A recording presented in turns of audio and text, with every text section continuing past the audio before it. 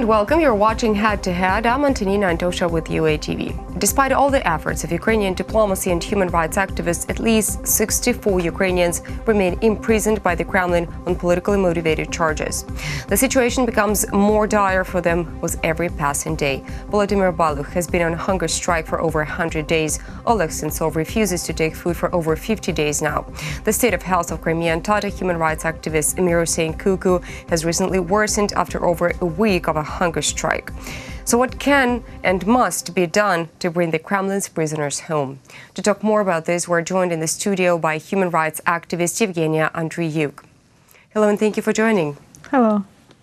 So it has just been reported that within several hours ago, the court proceeding on the case of Volodymyr Balukh has resumed, and he's been charged, he's been condemned to extra 5 years of imprisonment on, I'm assuming, false allegations that he actually attacked the head of the jail he was being held at. Now, the decision was real fast, and is there a chance that he could appeal?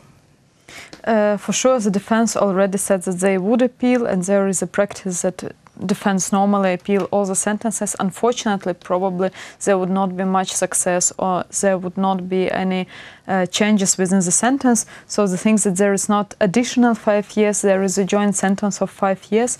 So before he was sentenced to more than 3 years of imprisonment, so now it's plus 1.5 years additional. So in sum, we now have 5 years for sure. So for sure there would be appeal. Unfortunately, we nowadays know quite well what appeal means, and probably it would not mean changing sentences. But what about the fact that he is on hunger strike? His health could seriously deteriorate. And unfortunately, he is on hunger strike for more than 100 days, as you've already mentioned. And even before, for 3 months already, this was not the ground somehow to release him, or even to send him, for example, to prison hospital, like not to put him at least in the prison cell. So that's why probably, unfortunately, even the hunger strike would not become some circumstance that would change the sentence. So what is important in his case that it's indeed there was a.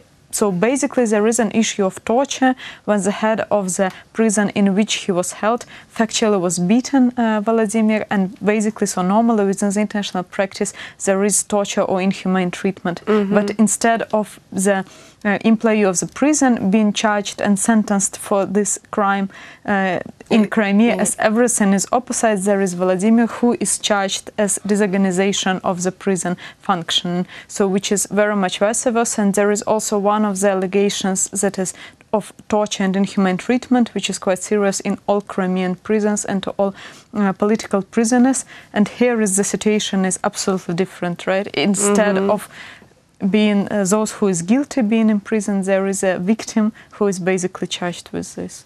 How do we reach for justice? How can Ukraine reach for justice in such situations? So Ukraine as a government has taken several steps, and first of all it's interstate claims against Russia in international courts, and there is several now court proceedings going on. There is a proceedings in the International Court of Justice, but there is also interstate claims within the European Court of Human Rights. So this is the way how the government formally, like within the legal means, tries much to strive and to strive for justice. Within the other means, we're more of political, and nowadays it's quite, I think, obvious and in the news that ombudsperson of Ukraine, she tries very much to get access to all political prisoners. She tried to visit Oleg Sentsov. She is now trying to visit Emir Hussein Kuku. So she is very active on this. Except that for sure Ukrainian consuls, those who keep working in Russia, they try as much as possible when they have possibility, when they are allowed to come to visit Ukraine prisoners, they always come to visit them. And for sure now, I think for the last 3 months, and specifically after within the hunger strike of Oleg Sentsov, there is activization of all the issues around the exchange of political prisoners. So several days ago, even Gerashenko, the president's envoy on the conflict situation, she published the list of 23 Russian citizens who are kept here and detained here in Ukraine, and whom Ukraine is ready to exchange 2 political prisoners. So this is now also the official step taken by the Ukrainian government, and we all are awaiting the official reply from the Russian side. All right. I would like to come back to the situation with Emir Hussein-Kuku. He's been on hunger strike for 10 days now, which is not that long, but still there have been reports that his health has gotten rapidly worse. Could you comment? Yeah, so this is unfortunately all the information basically which we know from Ukraine ombudsperson. Here probably I would like to highlight that indeed depending on the prison conditions and also on the state health, circumstances of hunger strike could be very different for different people. So as we know, Alexander Koichenko previously, he is accused within the same case as Oleg Sentsov. He also tried to go on hunger strike, and in the same way he was on hunger strike for 7 days, a bit more than a week, and then afterward it was so serious deterioration of health that he realized that he could not go on, that it's basically like that he is dying, so that's why he stopped.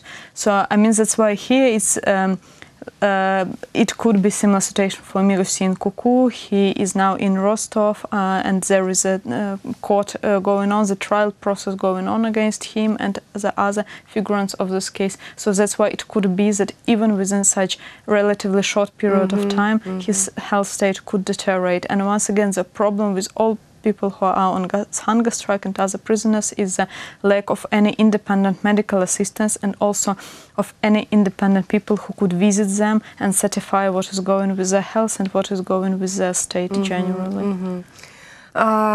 In your opinion, why would Russia be so active into persuading the rest of the world that all of the Muslims from the Crimean Tatar community living on the illegally annexed Crimean Peninsula are terrorists? What is it with the Hizb ut-Tahrir accusations?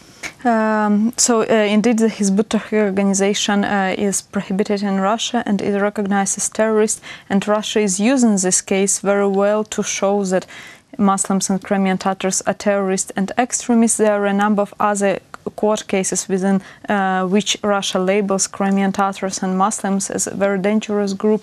For my opinion, it's quite Russia tries as much as possible for Crimea to make Crimea so-called ideal Russian part of Russia, and that's why everyone who is living in Crimea, all inhabitants should be loyal to Russia, loyal in very broad sense. So it's not only about political loyalty, but this is a loyalty to Russia, to present-day Russian regime as much as possible, and it should not be only in position which people take, but it's also what they're writing on their social network, how they behave themselves. And from this perspective, general Crimean Tatars, the absolute majority of whom are Muslims, and majority of Muslims are Crimean Tatars, they are out this framework of ideal Russian region or ideal Russian Crimea, both on the political views, but also Crimean Tatar community as a whole. I would say that there was those part of Crimean in Crimea who were striving for democratic values, even much even before the present-day situation, but starting from the 90s and where they return.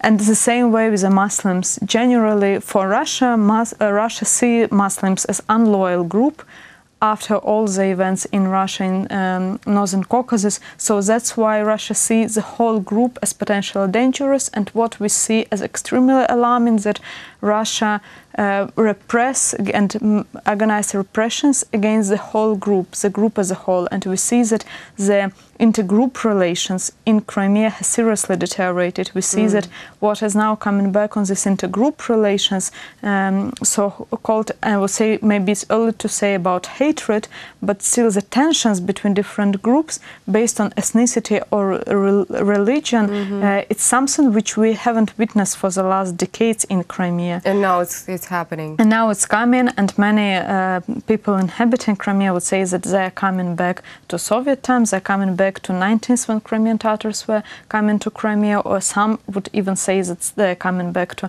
Stalin times when people used to act against each other. So that's why I would say that potentially this is the most alarming situation, because in middle-term perspective, this is what could change seriously peninsula and the social structure, but also this what normally could afterwards lead to the violence both which could be state-led violence based on ethnic grounds, but also it could be like inter-ethnic violence. So this is what basically Russia destroying the social fabric which used to be in Crimea, and Crimea for the last decades really becomes this multicultural and very complex society due to all its history. So that's why nowadays Russia has very dangerous game around all this, which some circumstances afterwards Russia maybe could not control afterwards.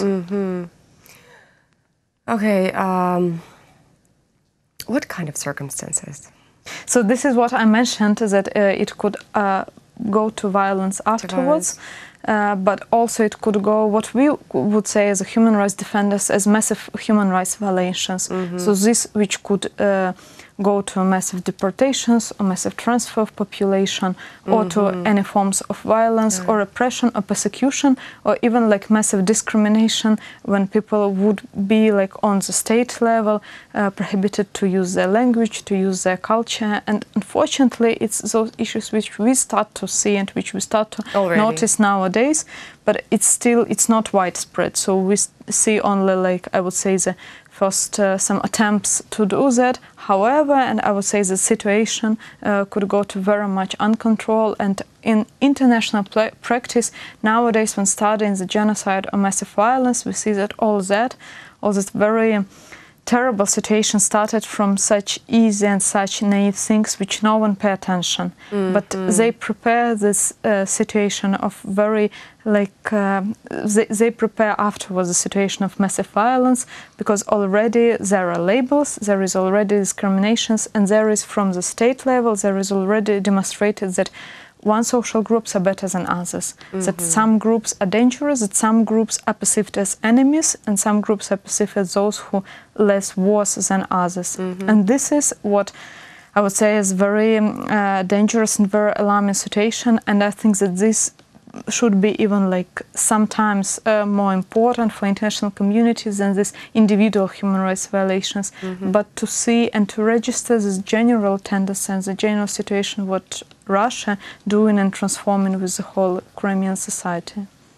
Speaking of circumstances, what if, let's just imagine, the worst happens and one or several of the political prisoners of the Kremlin who are currently on hunger strike dies? What are the circumstances of that? It's very difficult question, and it's probably what nowadays we try even not to think. I think, and we're here a bit like trying to stay positive with prejudice, thinking that if we think about this, we could fasten. But and that's why it's difficult even to answer, because normally we try not to imagine the situation. But I think this would be something when Russia shows to the whole world its real face, and I'm sure that for many people it would be the point would change a lot, both in personal attitude to the whole situation, and it would change a lot within the world around, because this would be something which change that if not to stop, if not to counteract, people will be dying. And I think this is something which those people who are on hunger strike very well aware of, and they are ready basically on their price, on the price of their life, to sacrifice themselves for well-being of others or for well-being of their country. So not sure whether I explained something or provided some answer, but I hope very much that this would not be like this, that people will not die as a result of hunger strike. However, you're very right that it could result in different things, and we should be ready for that. Even though, and nevertheless, we all hope that all of the Kremlin political prisoners come back home, return to Ukraine safe and sound. Thank you so much for coming. Thank you. That was Eugenia Andriyuk. She's a human rights activist. Thank you so much for watching. Stay tuned with UATV for more.